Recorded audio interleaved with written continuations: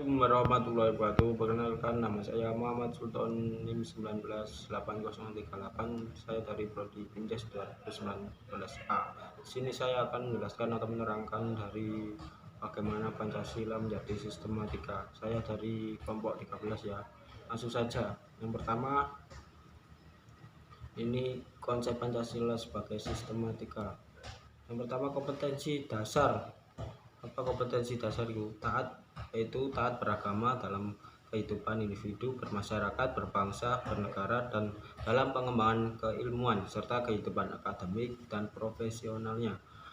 Mengaktualisasikan nilai-nilai Pancasila dalam bentuk pribadi yang saleh secara individual, sosial, dan alam. Mengembangkan karakter Pancasila yang teraktualisasi dalam sikap jujur, disiplin, tanggung jawab, peduli, santun, ramah lingkungan, gotong royong, cinta damai, responsif, dan proaktif, berkontribusi aktif dalam kehidupan berbangsa dan bernegara, berperan dalam pergaulan dunia dan menjunjung tinggi penegakan moral dan hukum, menguasai pengetahuan tentang pengertian etika, aliran-aliran etika Pancasila dan Pancasila sebagai solusi problem moralitas bangsa, terampil merumuskan solusi atas problem moralitas bangsa dengan pendekatan Pancasila, melakukan proyek perjalanan implementasi Pancasila dalam kehidupan nyata.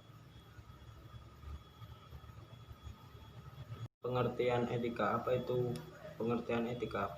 Pernahkah Anda mendengar istilah etika?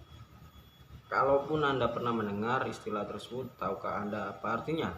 Istilah etika berasal dari bahasa Yunani, etos yang artinya tempat tinggal yang biasa, padang rumput, kandang kebiasaan, adat, watak, perasaan, sikap, dan cara berpikir. Secara etimologis, etika berarti ilmu tentang segala sesuatu yang biasa dilakukan atau ilmu tentang adat kebiasaan.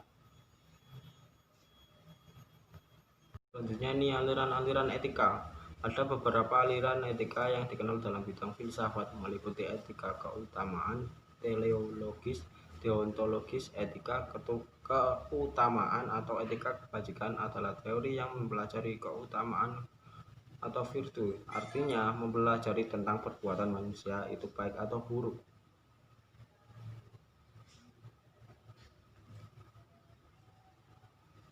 Etika kebajikan ini mengarahkan perhatiannya kepada keberadaan manusia, lebih menekankan pada what sort of be, atau saya harus menjadi orang yang bagaimana.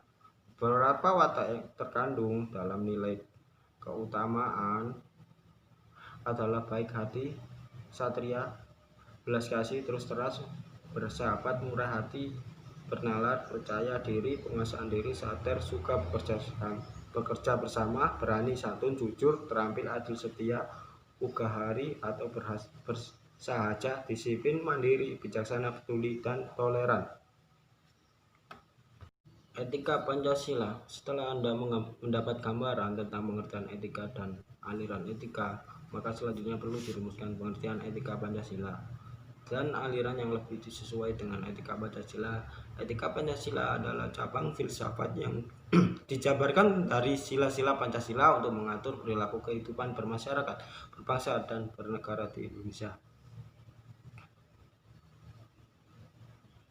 Oleh karena itu, dalam etika Pancasila terkandung nilai-nilai ketuhanan, kemanusiaan, persatuan, kerakyatan, dan keadilan. Kelima nilai tersebut membentuk perilaku manusia Indonesia dalam sebuah aspek kehidupannya.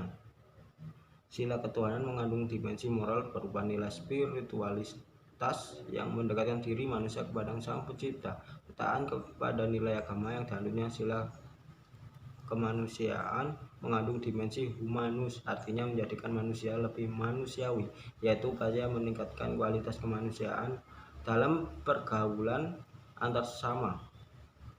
Sila persatuan mengandung dimensi nilai solidaritas, rasa bersamaan, cinta tanah air. Sila kerakyatan mengandung dimensi nilai berupa sila menghargai orang lain, mau mendengar pendapat orang lain, tidak memaksakan kehendak kepada orang lain. Sila keadilan mengandung dimensi nilai mau peduli atas nasib orang lain kesediaan membantu kesulitan orang lain. Selanjutnya, urgensi Pancasila sebagai sistematika. Etika Pancasila diperlukan dalam kehidupan bermasyarakat, berbangsa, dan bernegara, sebab berisikan tuntutan nilai-nilai moral yang hidup, namun diperlukan kajian kritis, rasional terhadap nilai-nilai moral yang hidup tersebut, agar tidak terjebak di dalam pandangan yang bersifat mitos. Misalnya, korupsi terjadi lantaran seseorang pejabat diberi hadiah oleh seorang yang memerlukan bantuan atau jasa si pejabat agar urusannya lancar. Menanya, alasan diperlukan Pancasila sebagai sistematika.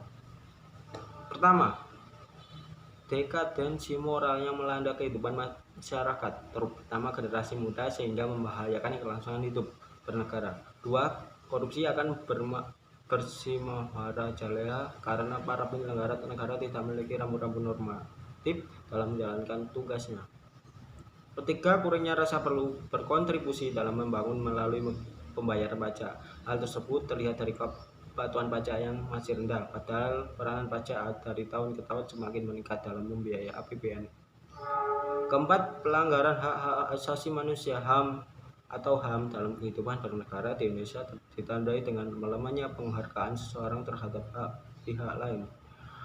Kelima, kerusakan lingkungan yang berdampak terhadap berbagai aspek kehidupan manusia seperti kesehatan, kelancaran penerbangan, nasib generasi yang akan datang, global warming, perubahan cuaca, dan lain sebagainya. Selanjutnya, mengalih sumber historis, sosiologis, politis tentang Pancasila sebagai sistematika. Yang pertama, sumber historis. Pada zaman Orde Lama, Pancasila sebagai sistem etika masih berbentuk sebagai filosofis Grundschlag atau Weltanschauung. Artinya nilai-nilai Pancasila belum ditegaskan di dalam sistematika, tetapi nilai-nilai moral telah terdapat pandangan hidup masyarakat. Kedua, sumber sosiologis. Sumber sosiologis Pancasila sebagai sistem etika dalam ditemukan dalam kehidupan masyarakat berbagai etnik di Indonesia. Misalnya, orang Minangkabau dalam hal bermusyawarah memakai prinsip bulat air oleh pembulu, bulat kata oleh mufakat. Masih banyak lagi mutiara kearifan lokal yang bertebaran di bumi Indonesia ini, sehingga memerlukan penelitian yang mendalam. Sumber politis Pancasila sebagai sistem etika terdapat dalam norma-norma dasar atau grand norm sebagai sumber penyusun berbagai peraturan perundang-undangan di Indonesia. Hans Kelsen mengatakan bahwa teori hukum itu suatu norma yang berbentuk piramida. Selanjutnya, argumen tentang tantangan Pancasila sebagai sistematika. Yang pertama, tantangan terhadap sistem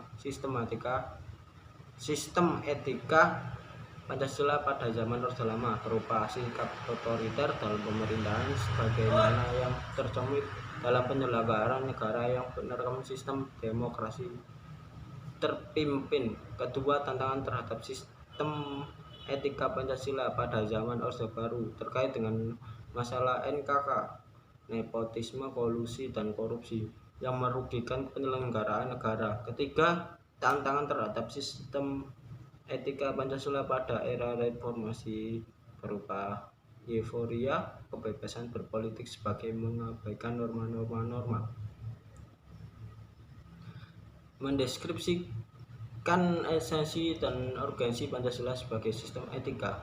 Hakikat sila ketuhanan terletak pada keyakinan bangsa Indonesia bahwa Tuhan sebagai penjamin prinsip-prinsip moral. Hakikat sila kemanusiaan terletak pada actus humanius, yaitu tindakan manusia yang mengandung implikasi dan konsekuensi moral yang dibedakan dengan actus hominis, yaitu tindakan manusia yang biasa.